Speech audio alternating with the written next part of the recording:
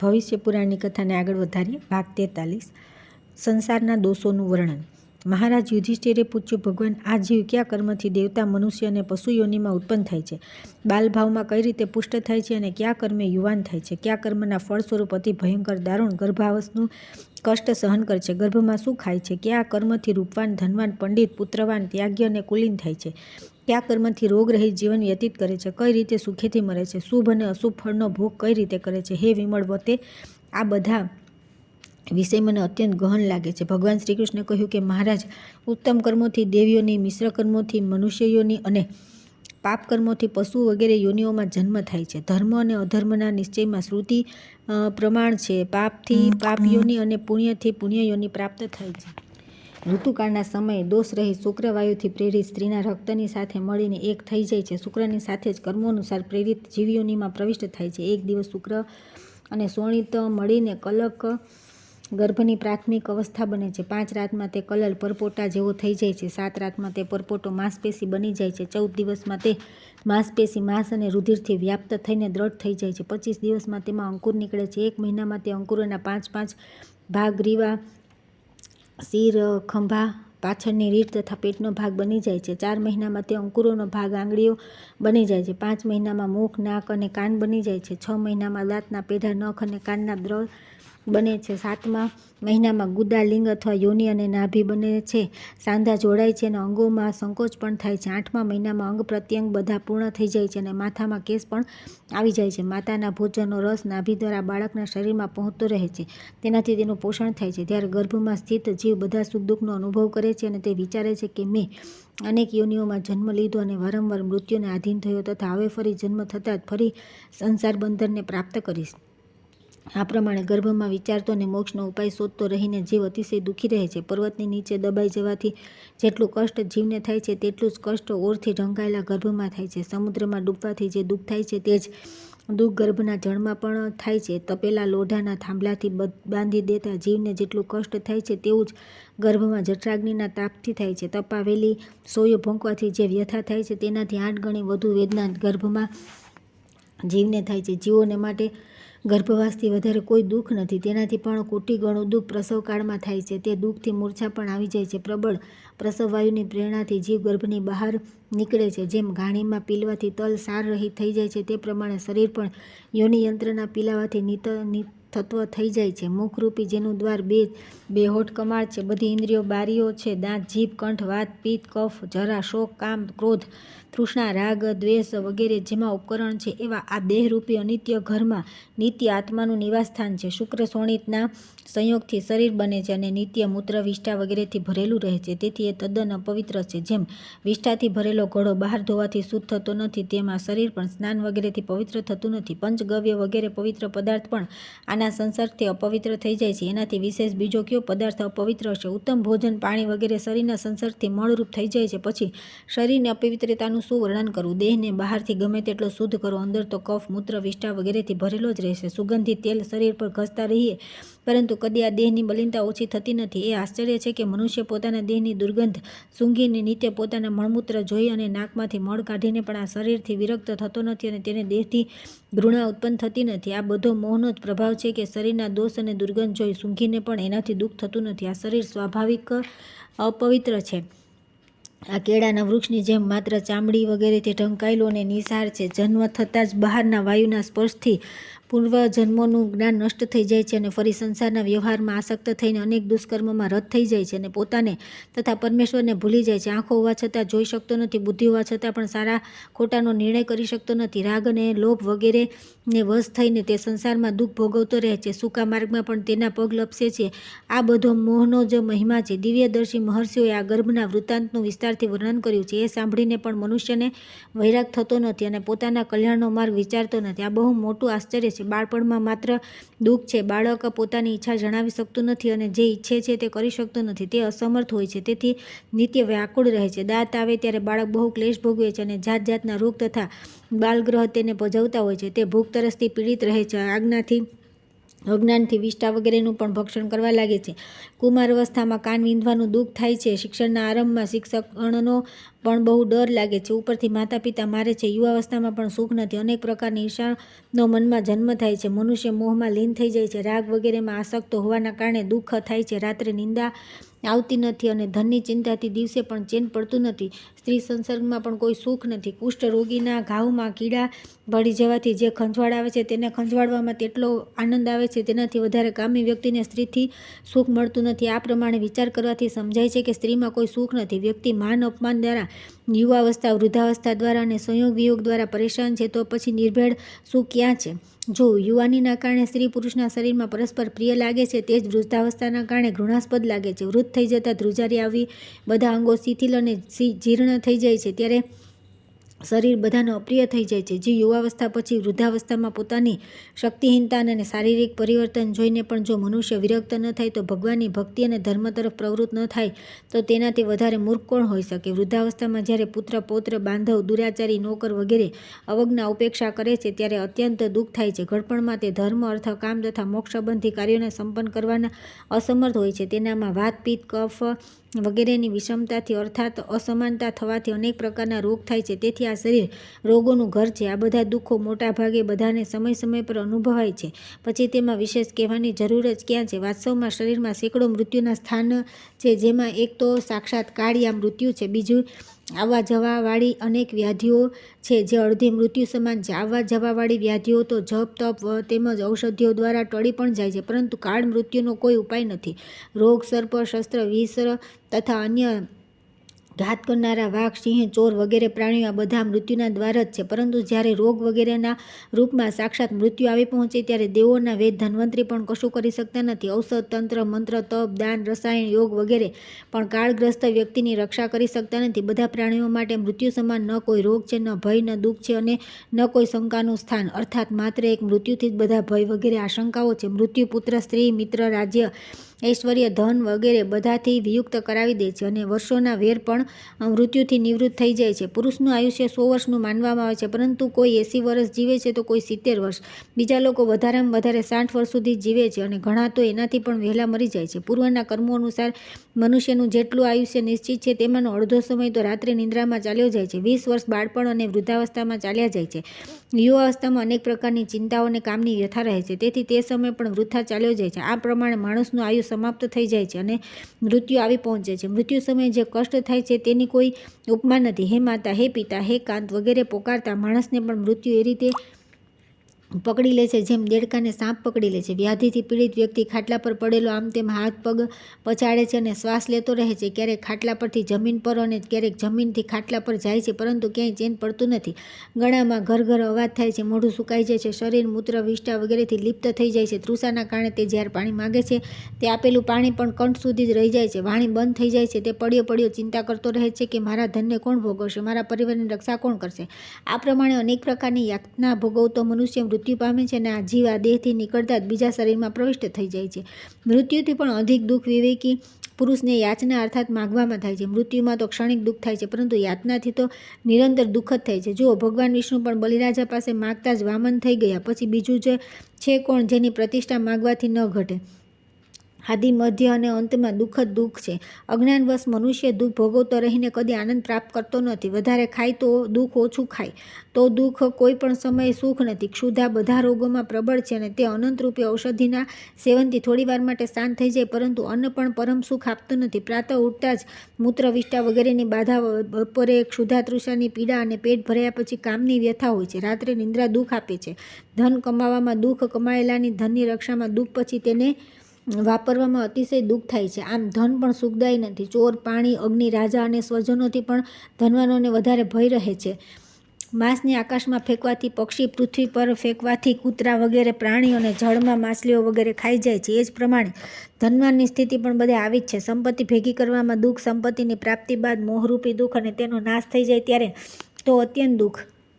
તેથી કોઈ પણ કાળમાં ધન સુખનું સાધન નથી. ધન વગેરેની કામનાઓ જ દુઃખનું મૂળ કારણ છે. આનાથી વિપરીત કામનાઓથી નિસ્પૃહ રહેવું એ પરમ સુખનું મૂળ છે. હેમંત ઋતુમાં ઠંડીનું દુઃખ, ગ્રીષ્મ ઋતુમાં અતિશય તાપનું દુઃખ અને વર્ષા ઋતુમાં આંધી વર્ષાનું દુઃખ હોય છે. તેથી કાળ પણ સુખદાયક નથી. લગ્નમાં દુઃખ અને પતિના વિદેશ જવામાં દુઃખ, સ્ત્રી ગર્ભવતી હોય ત્યારે દુઃખ, પ્રસવના સમયે દુઃખ, સંતાનના દાંત, નેત્ર વગેરેથી પીડાથી દુઃખ. આ પ્રમાણે સ્ત્રી પણ સદા વ્યાકુળ જ રહે છે. કુટુંબ પરિવારને એ ચિંતા રહે છે કે ગાય નાશ પામી, ખેતી સુકાઈ ગઈ, નોકર જતો રહ્યો, ઘરમાં મહેમાન આવ્યા છે, સ્ત્રીને હજી સંતાન થયું નથી, એના માટે રસોઈ બનાવવાની ચિંતા, કન્યાને માટે લગ્નની ચિંતા. આ પ્રમાણે હજારો ચિંતાઓ સંસારમાં લાગેલી રહે છે. એના કારણે તેમના શીલ, શુદ્ધ બુદ્ધિ અને સંપૂર્ણ ગુણો નષ્ટ થઈ જાય છે. જેમ કાચા ઘડામાં પાણી નાખતા જ ઘડાની સાથે પાણી પણ નષ્ટ થઈ જાય છે, એ જ પ્રમાણે ગુણો સહિત સંસારી મનુષ્યનો દેહ પણ નષ્ટ થઈ જાય છે. રાજ્ય પણ સુખનું સાધન નથી. જ્યાં હંમેશા સંધિ વિગ્રહની ચિંતા હોય છે અને પુત્ર દ્વારા પણ રાજ્ય હડપ કરી લેવાનો ભય રહે છે, ત્યાં સુખનો લેશ પણ નથી.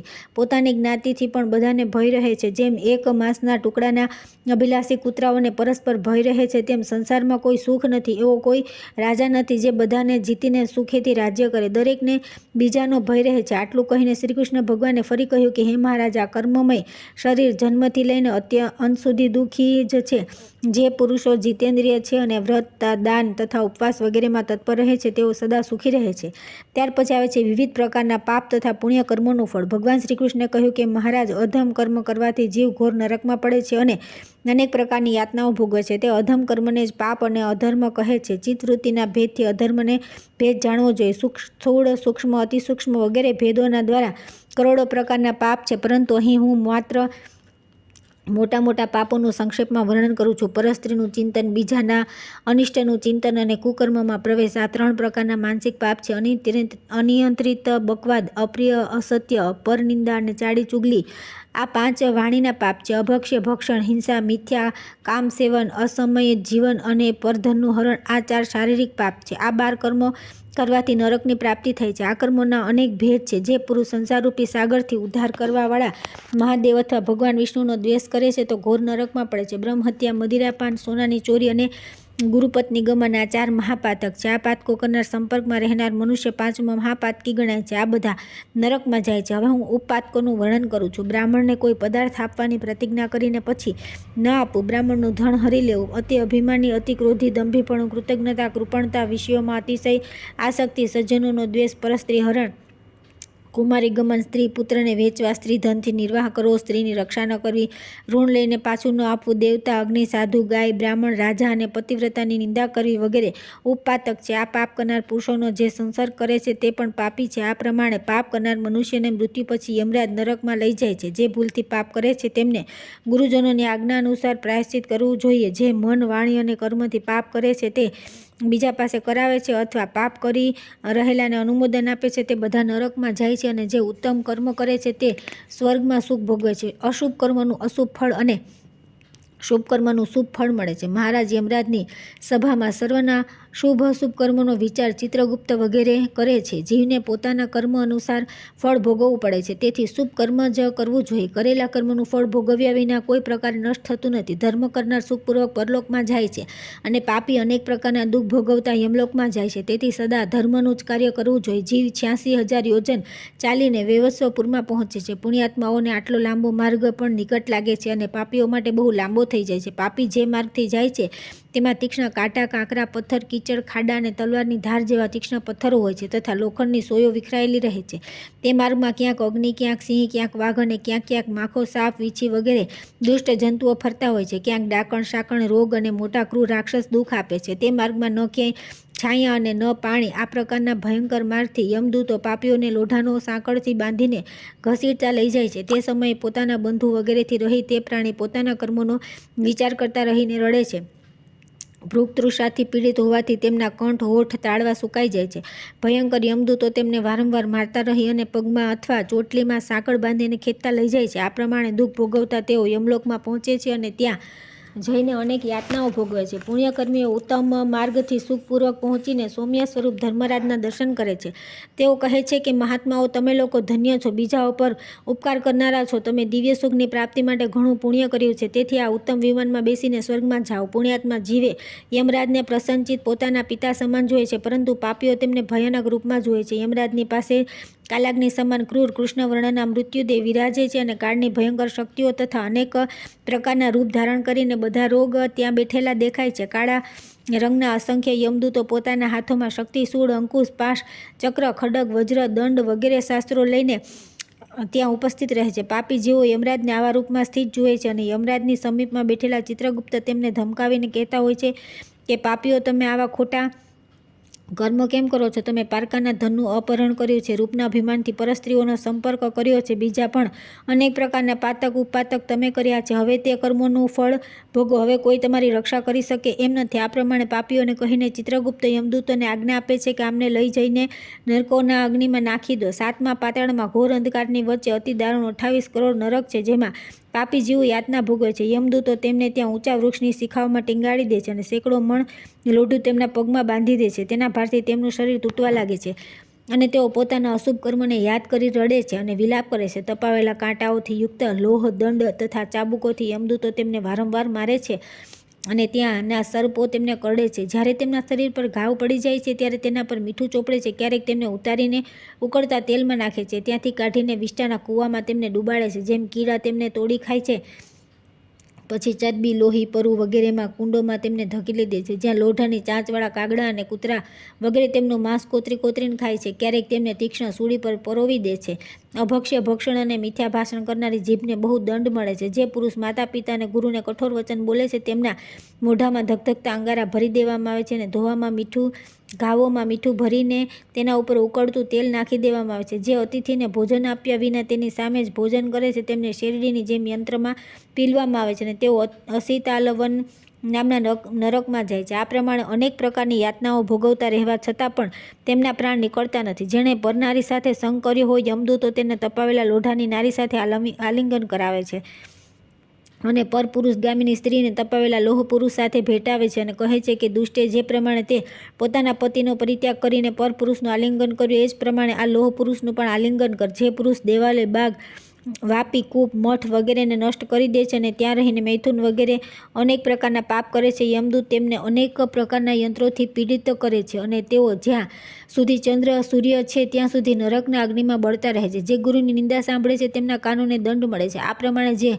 ઇન્દ્રિય મનુષ્ય પાપ કરે છે તે ઇન્દ્રિયો કષ્ટ ભોગવે છે. આ પ્રકારની અનેક ઘોર યાતના પાપી જીવો બધા નરકોમાં ભોગવે છે. આનું 100 વર્ષે પણ વર્ણન થઈ શકે એમ નથી. જીવ નરકોમાં અનેક પ્રકારની દારૂણ વ્યથા ભોગવતા રહે છે, પરંતુ તેમના પ્રાણ નીકળતા નથી. આનાથી પણ અતિ દારૂણ યાતનાઓ છે. કોમળ હૃદયનો માણસ તે સાંભળીને ધ્રુજી જાય છે. પુત્ર, મિત્ર, સ્ત્રી વગેરેને માટે પ્રાણી અનેક પ્રકારનું પાપ કરે છે, પરંતુ તે સમયે કોઈ સહાયતા કરતું નથી. માત્ર એકલો તે દુઃખ ભોગવે છે અને પ્રલય સુધી નરકમાં પડી રહે છે. આ ધ્રુવ સિદ્ધાંત છે કે પોતે કરેલું પાપ સ્વયં ભોગવવું પડે છે. તેથી બુદ્ધિમાન મનુષ્ય શરીરને નાશવાન સમજીને લેશ માત્ર પાપ ન કરે. પાપથી અવશ્ય નરક ભોગવવું પડે છે. પાપનું ફળ દુઃખ છે અને નરકથી વધારે દુઃખ બીજે ક્યાંય નથી. પાપી મનુષ્ય નરકવાસ પછી પૃથ્વી પર જન્મ લે છે. વૃક્ષ વગેરે અનેક પ્રકારની સ્થાવર યોનિમાં તે જન્મ લે છે અને અનેક કષ્ટ ભોગવે છે. પછી કીટ, પતંગ, પક્ષી, પશુ વગેરે અનેક યોનિમાં જન્મ લે. અતિ દુર્લભ મનુષ્ય જન્મ પામે છે. સ્વર્ગ અને મોક્ષ આપનારા મનુષ્ય જન્મને પ્રાપ્ત કરીને એવું કર્મ કરવું જોઈએ જેથી નરક જોવું ન પડે. આ મનુષ્ય યોનિ દેવતાઓ તથા અસુરોના માટે પણ અત્યંત દુર્લભ છે. ધર્મથી જ મનુષ્ય જન્મ મળે છે. મનુષ્ય જન્મ લઈને તેણે ધર્મની વૃદ્ધિ કરવી જોઈએ. જે પોતાના કલ્યાણ માટે ધર્મનું પાલન કરતો નથી તેના જેવો મૂર્ખ કોણ હશે? આ દેશ બધા દેશોમાં ઉત્તમ છે. ઘણા પુણ્યથી પ્રાણીનો જન્મ ભારત દેશમાં થાય છે. આ દેશમાં જન્મ લઈને પોતાના કલ્યાણ માટે પુણ્ય કરે છે તે બુદ્ધિમાન છે. જેણે આ પ્રમાણે ન કર્યું તેણે પોતાના આત્માને છેતર્યો છે. જ્યાં સુધી આ શરીર સ્વસ્થ છે ત્યાં સુધી જે કોઈ પુણ્ય થઈ શકે તે કરી લેવું જોઈએ. બાદમાં કંઈ પણ થવાનું નથી. રાત દિવસની સાથે આયુષ્યના અંશ ખંડિત થઈ રહ્યા છે. તેમ છતાં મનુષ્યને બોધ થતો નથી કે એક દિવસ મૃત્યુ આવી પહોંચશે. આ તો કોઈ જાણતું નથી કે કોનું મૃત્યુ ક્યારે થશે. પછી મનુષ્યને કઈ રીતે ધીરજ અને સુખ મળે છે, એવું જાણવા છતાં કે એક દિવસ આ બધી વસ્તુઓને છોડીને એકલા જ ચાલ્યા જઈશું. પછી પોતાના હાથે જ પોતાની સંપત્તિ સત્પાત્રોને કેમ વેચી દેતા નથી? મનુષ્યના માટે દાન જ રસ્તાનું ભોજન છે. જે દાન કરે છે તે સુખપૂર્વક જાય છે. દાનહીન જીવો માર્ગમાં અનેક દુઃખો ભોગવ્યા કરે છે, ભૂખ્યા મરે છે. આ બધી વાતોનો વિચાર કરીને પુણ્ય જ કરવું જોઈએ. પાપથી સદા બચતા રહેવું જોઈએ. પુણ્ય કર્મોથી દેવત્વ પ્રાપ્ત થાય છે અને પાપ કરવાથી નરકની પ્રાપ્તિ થાય છે. જે સત્પુરુષ સર્વાત્મ ભાવથી શ્રી સદાશિવના ચરણમાં જાય છે તેઓ કમળના પાન પર સ્થિત જળની જેમ પાપોથી લિપ્ત થતા નથી. તેથી દ્વંદ્વથી છૂટીને ભક્તિપૂર્વક ઈશ્વરની આરાધના કરવી જોઈએ તથા સર્વ પ્રકારના પાપોથી બચવું જોઈએ. ત્યાર પછી આવે છે વ્રતોપવાસના મહિમામાં શકટવર્તી કથા. ભગવાન શ્રી કૃષ્ણ બોલ્યા કે મહારાજ, મેં ભીષણ નરકોનું વિસ્તારથી વર્ણન કર્યું છે. તેમણે વ્રત ઉપવાસ રૂપી નૌકાના મનુષ્ય પાર કરી શકે છે. પ્રાણી અતિ દુર્લભ મનુષ્ય જન્મ પ્રાપ્ત કરીને એવા કર્મ કરવા જોઈએ જેથી પસ્તાવ ન થાય કે આ જન્મ પણ વ્યર્થ ન જાય, તેમજ ફરી જન્મ પણ ન લેવો પડે. જે મનુષ્યની કીર્તિ, દાન, વ્રત, ઉપવાસ વગેરેની પરંપરા જળવાય છે તે પરલોકમાં તે જ કર્મો દ્વારા સુખ ભોગવે છે. વ્રત તથા સ્વાધ્યાય ન કરનારાઓની ક્યાંય પણ ગતિ નથી. આનાથી વિપરીત વ્રત સ્વાધ્યાય કરનાર પુરુષ સદા સુખી થાય છે. તેથી વ્રત સ્વાધ્યાય અવશ્ય કરવા જોઈએ. રાજન, અહીં એક પ્રાચીન ઇતિહાસનું વર્ણન કરું છું. યોગને સિદ્ધ કરીને એક સિદ્ધ અતિ ભયંકર વિકૃત રૂપ ધારણ કરીને પૃથ્વી પર વિચરણ કરતો હતો. તેના લાંબા હોઠ, તૂટેલા દાંત, પીળી આંખો, ચપટા કાન, ફાટેલું મુખ, લાંબુ પેટ, વાંકા પગ અને બધા અંગો કુરૂપ હતા. તેને મૂલ જાલિક નામના એક બ્રાહ્મણે જોયો અને તેને પૂછ્યું કે તમે સ્વર્ગમાંથી ક્યારે આવ્યા અને કયા પ્રયોજનથી તમારું અહીં આગમન થયું? શું તમે દેવતાઓના મનને મોહિત કરનારી અને સ્વર્ગના અલંકાર સ્વરૂપી રંભાને જોઈ છે? હવે તમે સ્વર્ગમાં જાઓ તો રંભાને કહેજો કે અવંતીપુરીનો નિવાસી બ્રાહ્મણ તમારા કુશળ પૂછતો હતો. બ્રાહ્મણના વચન સાંભળીને સીધે ચકિત થઈને પૂછ્યું કે બ્રાહ્મણ, તમે મને કઈ રીતે ઓળખ્યો? ત્યારે બ્રાહ્મણે કહ્યું કે મહારાજ, કુરૂપ પુરુષોના 1-2 અંગ વિકૃત હોય છે, પરંતુ તમારા બધા અંગ વાંકા અને વિકૃત છે. આનાથી મેં અનુમાન કર્યું કે આટલું રૂપ ગુપ્ત કરીને કોઈ સ્વર્ગના નિવાસી સિદ્ધ જ છે. બ્રાહ્મણનું વચન સાંભળતા તે સિદ્ધ ત્યાંથી અંતર્ધ્યાન થઈ ગયો અને ઘણા દિવસ પછી ફરી બ્રાહ્મણની સમીપ આવ્યો અને કહેવા લાગ્યો કે બ્રાહ્મણ, હું સ્વર્ગમાં ગયો અને ઇન્દ્રની સભામાં જ્યારે નૃત્ય પૂરું થયું ત્યારબાદ મેં એકાંતમાં રંભાને તમારો સંદેશ કહ્યો, પરંતુ રંભાએ એવું કહ્યું કે હું તે બ્રાહ્મણને જાણતી નથી. અહીં તો તેનું નામ જાણીએ છીએ. જે નિર્મળ વિદ્યા, પૌરુષ, દાન, તપ, યજ્ઞ અથવા વ્રત વગેરે કરે છે તેનું નામ સંપૂર્ણ સ્વર્ગમાં ચિરકાળ સુધી સ્થિર રહે છે. રંભાનું સિદ્ધના મુખેથી આ વચન સાંભળીને બ્રાહ્મણે કહ્યું કે હું નિયમથી સકટ વ્રત કરું છું. તમે રંભાને કહી દેજો. આ સાંભળીને સિદ્ધ ફરી અંતર્ધ્યાન થઈ ગયા અને સ્વર્ગમાં જઈ તેણે રંભાને બ્રાહ્મણનો સંદેશો કહ્યો અને જ્યારે તેણે તેના ગુણનું વર્ણન કર્યું ત્યારે રંભા પ્રસન્ન થઈને કહેવા લાગી કે સિદ્ધ મહાકાલ, હું ઉન્નાસી તે શકટ બ્રહ્મચારીને જાણું છું. દર્શનથી, વાતચીતથી, એકસાથે નિવાસથી અને ઉપકાર કરવાથી મનુષ્યોનો પરસ્પર સ્નેહ થાય છે, પરંતુ મને તો બ્રાહ્મણના દર્શન કે તેમની સાથે વાતચીત વગેરે કંઈ થયું નથી. માત્ર નામ સાંભળવાથી આટલો પ્રેમ થઈ ગયો છે. સિદ્ધને આટલું કહીને રંભા ઇન્દ્રની પાસે ગઈ અને બ્રાહ્મણના વ્રત વગેરે કરવાનું તથા તેના ઉપર આસક્ત હોવાનું વર્ણન કર્યું. ઇન્દ્રે પણ પ્રસન્ન થઈને રંભાને પૂછીને તે ઉત્તમ બ્રાહ્મણને વસ્ત્રાભૂષણ વગેરેથી અલંકૃત કરીને દિવ્ય વિમાન દ્વારા સ્વર્ગમાં બોલાવ્યો અને ત્યાં સત્કારપૂર્વક સ્વર્ગના દિવ્ય ભોગો તેને પ્રદાન કર્યા. બ્રાહ્મણ ચિરકાળ સુધી ત્યાં દિવ્ય ભોગો ભોગવતો રહ્યો. આ સકટ વ્રતનું મહાત્મ્ય મેં સંક્ષેપમાં વર્ણન કર્યું છે. દ્રઢવતી પુરુષના માટે રાજલક્ષ્મી, વૈકુંઠલોક, મનોવાંછિત ફળ વગેરે દુર્લભ પદાર્થો પણ જગતમાં સુલભ છે. તેથી સદા સત્યપરાયણ પુરુષે વ્રતમાં સંલગ્ન રહેવું જોઈએ. ત્યાર પછી આવે છે તિલક વ્રતના મહાત્મ્યમાં ચિત્રલેખાનું ચરિત્ર. રાજા યુધિષ્ઠિરે પૂછ્યું કે ભગવાન બ્રહ્મા, વિષ્ણુ, શિવ, ગૌરી, ગણપતિ, દુર્ગા, સોમ, અગ્નિ તથા સૂર્ય વગેરે દેવતાઓના વ્રત શાસ્ત્રોમાં નિર્દિષ્ટ છે. તે વ્રતોના વર્ણન તમે પ્રતિપદા વગેરે ક્રમથી કરો. જે દેવતાની જે તિથિ છે તથા જે તિથિમાં જે કર્તવ્ય છે તે તમે સ્પષ્ટ રીતે બતાવો. ભગવાન કૃષ્ણ બોલ્યા કે મહારાજ, ચૈત્ર માસના શુક્લ પક્ષની જે પ્રતિપદા હોય છે તે દિવસે સ્ત્રી અથવા પુરુષે નદી, તળાવ અથવા ઘરે સ્નાન કરી દેવતા અને પિતૃઓનું તર્પણ કરવું. પછી ઘેર આવીને લોટની પુરુષાકારે સંવત્સરની મૂર્તિ બનાવી ચંદન, પુષ્પ, ધૂપ, દીપ, નૈવેદ્ય વગેરે ઉપચારોથી તેની પૂજા કરવી. ઋતુ તથા મહિનાનું ઉચ્ચારણ કરીને પૂજન તથા પ્રણામ કરીને સંવત્સરની પ્રાર્થના કરવી અને સંવત્સરોપી વત્સરોદિવા રોષી મરુતસી વત્સરોષી ઉષસસ્તે કલ્પનાતા મહોરાત્રાસ્તે કલ્પંતા ધર્મમારાસ્તે કલ્પાંતમાં માસાંસ્તે કલ્પંતા વૃતવસ્તે કલ્પાંતા સંવત્સરાસ્તે કલ્પતામ પ્રેત્યા એત્યમ સમ ચાંચ્ય પ્રચ સારય સુપર્ણચિદસિતયા દેવતાયાં ગિરસ્વદ ધ્રુવસિદ. આ મંત્ર બોલીને પ્રતિમાને વસ્ત્ર અર્પણ કરવું. ત્યારબાદ ફળ, પુષ્પ, મોદક વગેરે નૈવેદ્ય અર્પણ કરીને હાથ જોડીને પ્રાર્થના કરવી. ભગવાન, તમારા અનુગ્રહથી મારું વર્ષ સુખપૂર્વક વ્યતીત થાય છે. આમ કહીને યથાશક્તિ બ્રાહ્મણને દક્ષિણા આપવી અને તે જ દિવસથી શરૂ કરીને લલાટને રોજ ચંદનથી અલંકૃત કરવું. આ પ્રમાણે સ્ત્રી કે પુરુષ આ વ્રતના પ્રભાવથી ઉત્તમ ફળ પ્રાપ્ત કરે છે. ભૂત, પ્રેત, પિશાચ, ગ્રહ, ડાકણ અને શત્રુ તેના કપાળમાં તિલક જોતા જ ભાગી જાય છે. આ સંદર્ભમાં એક ઇતિહાસ કહું છું. પૂર્વે શત્રુંજય નામના એક રાજા હતા. અને ચિત્રલેખા નામની અત્યંત સદાચારણી તેમની પત્ની હતી. તેણે સર્વપ્રથમ બ્રાહ્મણો દ્વારા સંકલ્પપૂર્વક આ વ્રતને ગ્રહણ કર્યું. એના પ્રભાવથી મોટી ઉંમરે તેને એક પુત્ર થયો, જેના જન્મથી તેને ઘણો આનંદ થયો. તે રાણી સદા સંવત્સર વ્રત કરતી હતી અને નિત્ય મસ્તકમાં તિલક કરતી હતી. જે વ્યક્તિ તેનો તિરસ્કાર કરવા તેની પાસે આવતો તે તેના તિલકને જોઈને પરાભૂત જેવો થઈ જતો. થોડા સમય બાદ પાગલ હાથીએ રાજાને મારી નાખ્યો અને તેમનો પુત્ર પણ માથાથી પીડાથી મૃત્યુ પામ્યો. ત્યારે રાણી અતિ શોકથી વ્યાકુળ થઈ ગઈ. ધર્મરાજના કિંકર તેમને લેવા માટે આવ્યા. તેમણે જોયું કે તિલક કરીને ચિત્રલેખા રાણી સમીપમાં બેઠી છે. તેને જોતા જ તેઓ પાછા પગે ચાલ્યા ગયા. યમદૂતોના ગયા પછી રાજા પોતાના પુત્ર સહિત સ્વસ્થ થઈ ગયો અને પૂર્વકર્મ અનુસાર શુભ ભોગોનો ઉપભોગ કરવા લાગ્યો. મહારાજ, આ પરમ ઉત્તમ વ્રતનો પૂર્વકાળમાં ભગવાન શંકરે મને ઉપદેશ કર્યો હતો. મેં તે તમને સંભળાવ્યો. આ તિલક વ્રત સર્વ દુઃખોને હરનારું છે. આ વ્રત જે ભક્તિપૂર્વક કરે છે તે ચિરકાળ પર્યંત સંસારના સુખ ભોગવીને અંતમાં બ્રહ્મલોકને પ્રાપ્ત થાય છે. ત્યાર પછી આવે છે અશોક વ્રત તથા કરવીર વ્રતનું મહાત્મ્ય. ભગવાન શ્રી કૃષ્ણે કહ્યું કે મહારાજ, આ 100 મહિનાની શુક્લ પ્રતિપદાએ ગંધ, પુષ્પ, ધૂપ, દીપ, સપ્તધાન્યથી તથા ફળ, નાળિયેર, દાડમ, લાડુ વગેરે અનેક પ્રકારના નૈવેદ્ય દ્વારા મનોરમ કુંપળોથી યુક્ત આસોપાલવ વૃક્ષનું પૂજન કરવાથી કદી શોક થતો નથી. આ અશોક વૃક્ષની નીચેના મંત્રથી પ્રાર્થના કરવી અને તેને અર્ધ્ય આપવો. પિતૃ ભાતૃ પતિ સ્વ શૂર રાણા તથૈવ ચ અશોક શોક સમનો ભવ સર્વત્ર ન કુલે.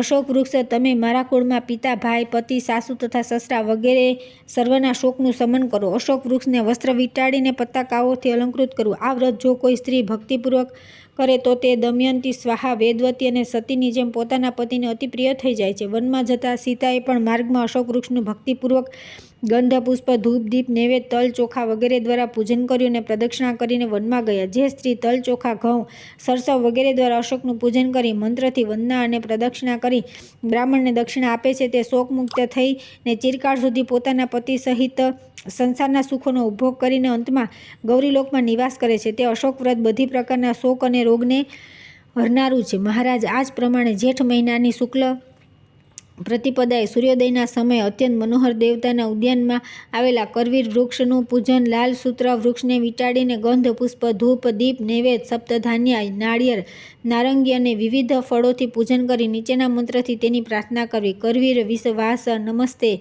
ભાનુ વલ્લભ મૌલિ મંડન સંદ્રંત નમસ્તે કેશવ વેશયો.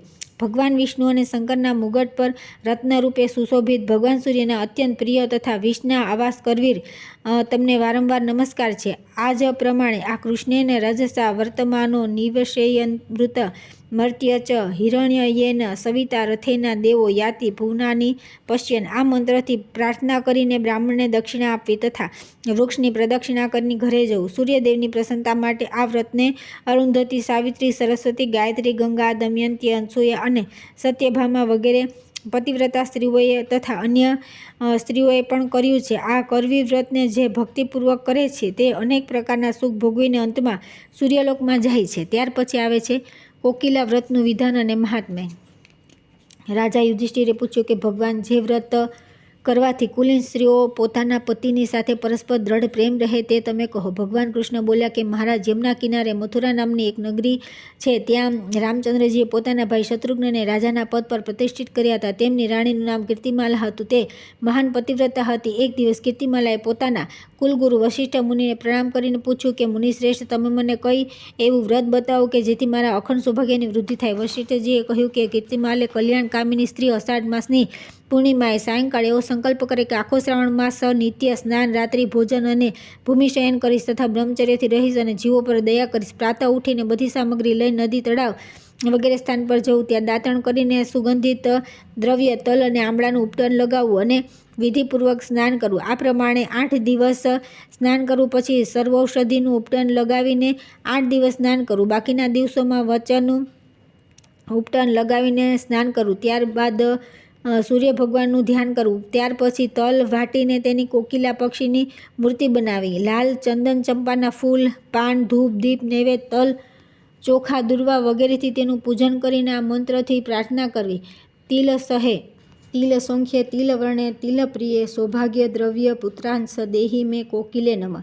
તિલ સહે કોકિલા દેવી, તમે તલ જેવા કૃષ્ણવર્ણના છો. તમને તલથી સુખ પ્રાપ્ત થાય છે તથા તમને તલ બહુ પ્રિય છે. તમે મને સૌભાગ્ય, સંપત્તિ તથા પુત્ર પ્રદાન કરો. તમને નમસ્કાર છે. આ પ્રમાણે પૂજન કરી ઘરમાં આવી ભોજન કરવું. આ વિધિ પ્રમાણે 1 માસ વ્રત કરી અંતમાં પીસેલા તલની કોકિલા બનાવી તેમાં રત્નના નેત્ર અને સોનાની પાંખો લગાડી તાંબાના પાત્રમાં સ્થાપિત કરવી. દક્ષિણા સહિત વસ્ત્ર, ધાન્ય અને ગોળ સસરા, જ્યોતિષી, પુરોહિત અથવા કોઈ બ્રાહ્મણને દાન કરવું. આ વિધિથી જે કોકિલા વ્રત કરે છે તે 7 જન્મો સુધી સૌભાગ્યવતી રહે છે અને અંતમાં ઉત્તમ વિમાનમાં બેસીને ગૌરીલોકમાં જાય છે. વશિષ્ઠજી પાસેથી વ્રતનું વિધાન સાંભળી કીર્તિમાલાએ તે જ પ્રમાણે કોકિલા વ્રતનું અનુષ્ઠાન કર્યું. તેનાથી તેમને અખંડ સૌભાગ્ય, પુત્ર સુખ, સમૃદ્ધિ અને શત્રુઘ્નજીની કૃપા તેમજ પ્રીતિ પ્રાપ્ત થઈ. અન્ય પણ જે સ્ત્રીઓ આ વ્રતને ભક્તિપૂર્વક કરે છે તેમને પણ સુખ, સૌભાગ્ય વગેરે પ્રાપ્ત થાય છે. ત્યાર પછી આવે છે બૃહદ તપોવ્રતનું વિધાન અને ફળ. ભગવાન શ્રી કૃષ્ણ બોલ્યા કે મહારાજ, હવે હું સર્વ પાપોનું નાશક તથા સુર, અસુર અને મુનિઓના માટે પણ દુર્લભ બૃહતોવ્રતનું વિધાન કહું છું. તમે સાંભળો. આસો માસની પૂર્ણિમાના દિવસે આત્મશુદ્ધિપૂર્વક ઉપવાસ કરી રાત્રે ઘી મિશ્રિત પાયસનું ભોજન કરવું જોઈએ. બીજા દિવસે પ્રાતઃકાળે ઉઠી પવિત્ર આચમન કરી બિલીનું દાતણ કરવું. પછી આ મંત્રથી મહાદેવજીની પ્રાર્થના કરવી. અહમ દેવ વ્રતમિદં કર્તુમિચ્છામિ શાશ્વતમ તત્વજ્ઞાયા મહાદેવ યથા નિર્વહર્તે કુરુ. મહાદેવ, હું તમારી આજ્ઞાથી નિરંતર બહુત પવ્રત કરવા ઈચ્છું છું. જે રીતે મારું આ વ્રત નિર્વિઘ્ને પૂર્ણ થાય તમે તેવી કૃપા કરો. નિયમપૂર્વક 16 વર્ષ સુધી પ્રતિપદાનું વ્રત કરવું જોઈએ. પછી માર્ગશીર્ષ માસની પ્રતિપદાએ ઉપવાસ કરી ગુરુજનોનો આદેશ લઈ મહાદેવનું સ્મરણ કરી ભક્તિપૂર્વક શિવનું પૂજન કરવું જોઈએ અને રાત્રે દીપક પ્રગટાવીને શિવને અર્પણ કરવો જોઈએ. શિવ ભક્ત હોય એવા સપત્નીક 16 બ્રાહ્મણોને નિમંત્રિત કરીને વસ્ત્ર, આભૂષણ વગેરેથી પૂજન કરીને ભોજન કરાવવું. જો સંભવ ન હોય તો એક જ દંપતીનું પૂજન કરવું. નિરાહાર વ્રત કરીને રાતમાં ભૂમિ પર શયન કરવું જોઈએ. સૂર્યોદય થતાં સ્નાન કરી બધી પૂજા સામગ્રી લઈ શિવજીને ઉદ્ધતન તથા પંચગવ્યથી સ્નાન કરાવવું જોઈએ. ત્યાર પછી પંચામૃત, તલ મિશ્રિત જળ અને ગરમ પાણીથી સ્નાન કરાવવું જોઈએ. સ્નાન પછી કપૂર, ચંદન વગેરેનો લેપ કરીને કમળ વગેરે ઉત્તમ પુષ્પ ચડાવવા જોઈએ. વસ્ત્ર, પતાકા, ચંદરવો, ધૂપ, દીપ, ઘંટ અને વિવિધ પ્રકારના નૈવેદ્ય મહાદેવજીને સમર્પિત કરી અગ્નિ પ્રજ્વલિત કરીને તથા તેની પૂજા કરીને વિધિપૂર્વક હવન કરવો જોઈએ. ઘેર આવીને પંચગવ્યનું પ્રાશન કરીને આચાર્ય વગેરેને ભોજન કરાવીને પોતાના બધા બંધુઓની સાથે મૌન રહી ભોજન કરવું જોઈએ. પછી સુવર્ણ વસ્ત્ર વગેરે આપીને બ્રાહ્મણોની ક્ષમા માગવી. ધનવાન વ્યક્તિએ શ્રદ્ધાપૂર્વક સાંગોપાંગ બતાવેલી વિધિ પ્રમાણે પૂજન કરવું જોઈએ તથા જો કોઈ વ્યક્તિ નિર્ધન હોય તો તેને શ્રદ્ધાપૂર્વક જળ, પુષ્પ વગેરે દ્વારા પૂજા કરવી. આમ કરવાથી વ્રતના યોગ્ય ફળની પ્રાપ્તિ થાય છે. શ્રદ્ધાપૂર્વક કારતકની પ્રતિપદાથી લઈને દર મહિને આ વિધિ અનુસાર વ્રત કરવું જોઈએ. ત્યાર પછી પારણા કરવા જોઈએ. 16મા વર્ષના પારણાના દિવસે શિવજીની પૂજા કરીને સોનાના શિંગડા, ચાંદીની ખરીઓ અને ઘંટડી, કાંસાની દોણી સાથે ઉત્તમ ગાય મહાદેવજીના નિમિત્તે શિવભક્ત બ્રાહ્મણને આપવી જોઈએ. પછી 16 બ્રાહ્મણોનું વિધિ વિધાનથી પૂજન કરી યથાશક્તિ વસ્ત્ર, આભૂષણ તથા ઉત્તમ પદાર્થોનું ભોજન કરાવવું જોઈએ. યથાશક્તિ બ્રાહ્મણ ભોજન કરાવીને દક્ષિણા આપવી. ગરીબ, અંધ વ્યક્તિઓ, અનાથો વગેરેને પણ ભોજન કરાવી કંઈક દાન આપવું જોઈએ. આ બૃહતોપવ્રત બ્રહ્મહત્યા જેવા પાપનો નાશ કરી 3 લોકના અનેક પ્રકારના ભોગો પ્રદાન કરનારું છે. 4 વર્ણ માટે આ વ્રત સ્વર્ગની સીડી છે. પૈસા હોવા છતાં જે આ વ્રત કરતો નથી તે મૂર્ખ છે. સૌભાગ્યવતી સ્ત્રી જો આ વ્રત કરે છે તો તેનો પતિથી વિયોગ થતો નથી અને વિધવા સ્ત્રીઓ પણ પોતાના કલ્યાણ માટે આ વ્રત કરવું જોઈએ. આ વ્રતના અનુષ્ઠાનથી ધન, આયુ, રૂપ, સૌભાગ્ય વગેરેની પ્રાપ્તિ થાય છે. બધા સ્ત્રી પુરુષો આ વ્રત કરી શકે છે. 16 વર્ષ સુધી આ બૃહતોપવ્રતનું ભક્તિપૂર્વક અનુષ્ઠાન કરીને વ્રત કરનાર વ્યક્તિ સૂર્યમંડળનું ભેદન કરી શિવજીના ચરણોને પ્રાપ્ત થાય છે.